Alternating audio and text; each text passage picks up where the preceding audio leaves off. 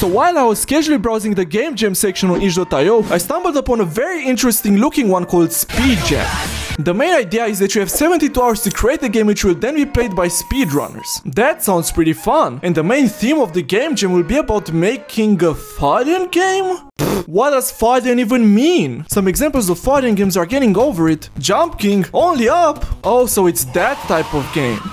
The term Foddian was named after Bennett Foddy, the creator of Getting Over It. I think I have the perfect idea for a game. I'm going to make a 3D version of Jump King, but instead of playing as a king looking for a hot babe, you're going to play as a little capybara with jetpacks. Your main objective will be reaching the legendary hot spring at the top of the capybara tower. The game jam also had an additional mandatory theme, which is... what the hell is momentum? Newton's second law of motion states that the rate of change of a body's momentum is equal to the net force acting. Yeah, the way I see this is Flying Capybara goes brrr. So I started day one by creating a new Unity project. Of course, we gotta start with a capsule for the player. I also used Cinemachine to set up a third-person controller, which seems to work alright. Now I need a character controller, and by that I mean just steal it from someone off the internet, I guess. It's a game jam after all, who's got time for that? I'll need to modify the jump function so the longer you hold the button, the more you're going to jump. Now we should be able to... back to coding, I guess. 3 hours later. That's enough coding for now. Next, I'm going to make a 3D model for the capybara. Is it a bird? Is it a plane? It's a flying capybara with rockets! One important gameplay mechanic in Jump King is the ability to bounce off walls to reach certain spots. I tried adding that by making a bouncy physics material, but yeah, it doesn't really do what I was expecting. But then I discovered the reflect method, which will give you the reflection of a vector 3 based on the normal. I guess it's also time I start making some levels, because otherwise there won't be any game. Here's the structure that my level is going to follow. The level will be divided into 3 different stages. The first one will be a forest level. Yeah, I know, how original, right? The second stage will be a snowy area with slippery ice platforms. Totally never done before. But the last one will be set in space and you'll have lower gravity, which will... oh, for sake. I decided I'm going to make the levels out of cubes similar to how you do it in Minecraft. This turned out to be a not so great idea, but more on that later. So yeah, I started making the level, and as usual I had absolutely no idea what I was doing. But you know what they say, the best way to learn level design is by practicing on your own. And then I started playing Jump King for, you know, research purposes. Okay, this is the most important jump. I better not f this up. No! Alt F4, you piece of shit. Wait, what am I even doing? I better go back to making the game. And it's 2 AM. So there goes that. Guess I better go sleep for now. After waking up, I began my second day by finishing the level I started last night. I think it's starting to take shape, but why is the camera always facing the capybara's ass? This ass is looking kinda... please no. Anyway, here's the first level. First we jump over here, we get on top of the house and over the chimney, and then over here, and now... no! What?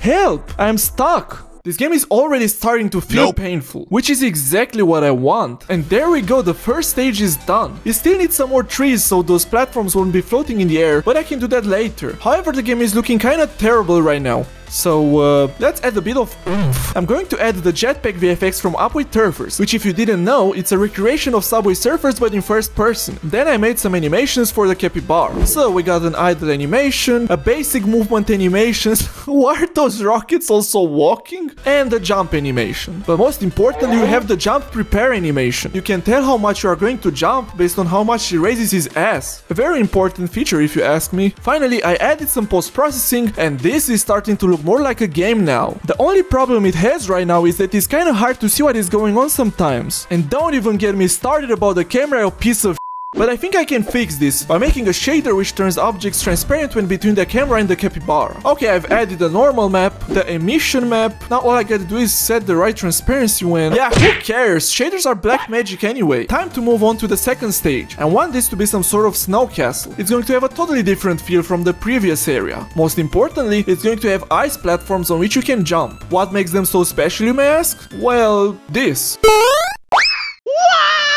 I also added some wall bump jumps to spice things up a little. You simply have to jump straight into the wall to propel yourself into you And finally, for the last area, I want to make a low gravity space level. Let's add this giant S trigger which will decrease the gravity, add some interesting looking asteroids and a new skybox. Ooh, this creates a really cool atmosphere. Get it? Because it's in space. I'll see myself out. Anyway, it looks like a really fun area. If only I didn't suck so much at the game. No. Fuck.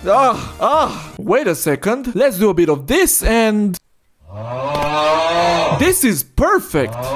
Okay, it's getting kinda late, and I'm already dying inside after working for 2 days straight, so tomorrow's gonna be fun, right? This is the last day, and we still have so much to do. I think it's finally time to import this in Blender and do a complete makeover. But why is it so f***ing slow? Wait a second. 100 megabytes? Well, remember all the cubes that I used to make the levels? Yeah, turns out that wasn't the best idea, as the scene has like 100 billion objects right now. Let's replace the cubes with some 3D models, which will hopefully increase the performance of the game. This took way longer than expected, but we finally have a great looking level. But you know what we are still missing? It's the hot spring at the end of the game. So I quickly took the rocks and the water from our hack and slash ARPG game and put together a nice looking hot spring. Let's also add a bunch of capybaras to make it look more alive. Okay, I pull up. We only have a few more hours left and I just realized we are still missing some sounds and music. I found this cool jump sound, which is exactly what we need. Yeah, this definitely won't get annoying after a while. So I added the rest of the sounds as well as the music for the game. Oh, this song is so cursed. If I keep listening to this, I'll probably throw myself off a cliff or something. Then I created the menu so that you can actually start playing the game and also added a short motivational story for you. I also added a timer for speedrunners as well as leaderboards as they were required for this game jam. They are kinda working, but I'm completely running out of time by this point. I did some final playtesting to make sure that everything was alright, and of course it wasn't. After that, I quickly created an itch.io page, made a couple of screenshots and filled in the details of the game. Let's see, for tags we got capybara, cute, funny, psychological horror, of course. I mean, playing this game can be a very traumatic experience, so don't complain I didn't warn you if you decide to try it for yourself. Okay, the game was submitted early, but I think we still have some time left for some last minute bug fixes. Come on, just build already. Quickly, add this to archive, replace the old build, and there we go, just in time. I just hope I didn't break anything important. Oh no, the leaderboards look a bit broken. Or maybe it's just that nobody has managed to finish the game. Regardless of that, I think the gameplay turned out great. The most important thing in a game jam is to have fun, come up with crazy game ideas, and die from sleep deprivation. So yeah, now I can finally go and get my long-awaited sleep. So a few days have passed and we got the results. Number 41. Okay, let's check the comments though. This little capybara is my hero. Capybara with rockets, 10 out of 10 character design. I like the capybara and the hot spring story was a very good motivator, lol. Yes, there we go boys! We may not have won the game jam, but everyone loved the capybara, which is what I personally consider to be the biggest win of them all.